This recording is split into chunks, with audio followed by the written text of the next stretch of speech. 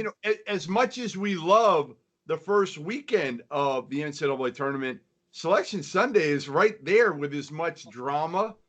Who's seated where, who's going where, and who didn't get it. Especially this year, there were going to be more unhappy people than usual.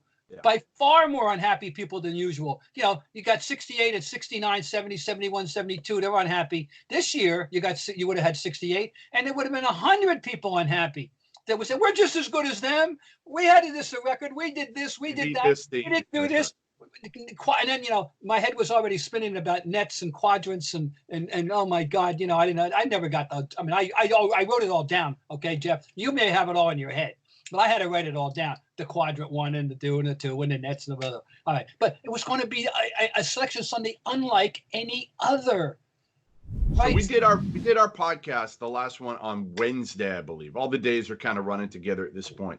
We did it before I was supposed to leave the next morning for New York City. Remember me talking about Big East tournament, right? I was excited. I was ready to go. And then after the podcast, I said, you know what? I'm not going. I'm not going Big East tournament. Yeah. It just didn't seem right. And then it was chaos. I was actually at the grocery store doing some shopping because my wife had, you know, said we probably need to stock up on some things just in case. So I'm there 11 o'clock, 11:15, and all hell breaks loose. And that's when you know, first it was Big Ten tournament, AAC. Then kind of everybody followed suit other than the MAC, which took forever, in the MEAC. I think those were the last two, but everybody canceled right away. Big East played one half of basketball. I know. I watched that half. Yeah, I did too. Because I was just so.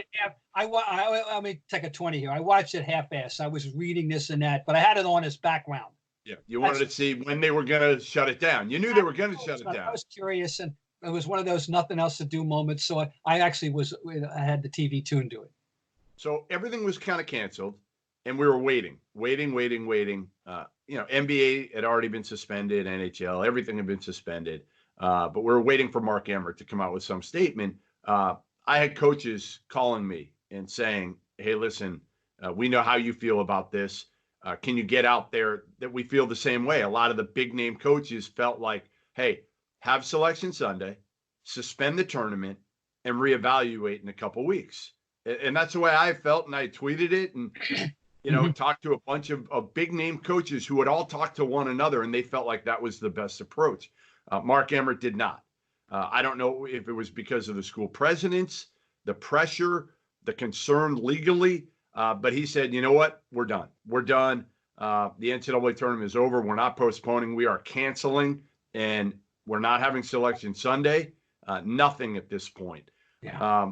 What was your take with that? First of all, where did so people who may not know, the chronology of Bill Self and Coach K and Kansas and Duke saying we're not going to be part of this. I mean, that had to be. It's right before. Yeah, that was probably an hour or so before. They basically didn't say that we're not going to be a part. They said the school put out a statement saying we're not traveling. We're suspending travel indefinitely. Okay. So, yes, they were putting some pressure on Mark Emmert to make a decision.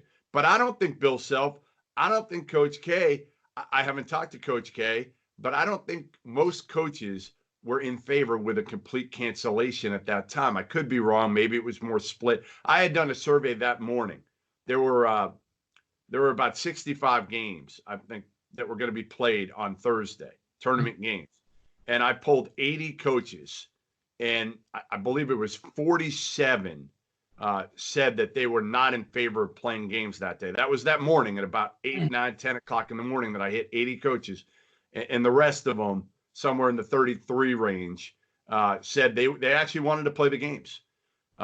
So, again, I think this whole thing, there was some pushback, but I think most people felt like within the coaching community and within college basketball, I think there were a lot of people that felt like, hey, why are we doing this now? Why are we shutting it down? Is there any way we can reevaluate in 3 weeks and figure out how to have, even if it is a 16-team tournament, all in one site?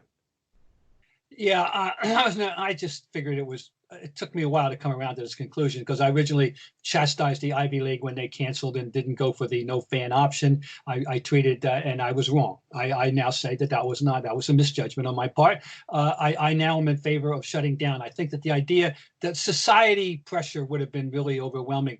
That people were already asking, if the NBA is not playing, why are we going to allow the student athletes to be exposed in a sense? And with this any random way that something could go wrong, and the NBA is protecting itself, and the NCAA is not protecting the student athletes, not to mention all the other personnel that's involved. Send them home, Bob. I say send all the kids home. But again, if in a month somehow this thing is much better, which I don't expect it to be, okay? It doesn't look like that's going to be the case. 1 month. But if for some reason in a month we're in a much better place than we are today, why would you completely rule it out? And again, maybe it's because you don't want to give the kids hope. I would have at the very least had Selection Sunday, or not even had that. Put out the 68 teams that made the NCAA tournament, so at least they understand. Steve Peichel at Rutgers, even Archie Miller, Lamar Stevens at Penn State, who is a 4-year kid who, by the way, was 7 points shy of becoming the all-time leading scorer at Penn State. He hadn't been to the NCAA tournament in his 4-year career. Don't you think he would love to know, okay, you know what? Yes, I earned it. He knows it, but at least legitimize it. Oh, sure. No, we have one here. Boston University. I watched their game at Colgate. They win. They lose twice in the regular season to Colgate, including 16 points the last time they won one of the games. They come back. They play a really nice game. They beat them there. They get the thrill. And they're not going to get be able to the final fulfillment. And that, multiply that many times over across the country, men and women. And yeah, we know that.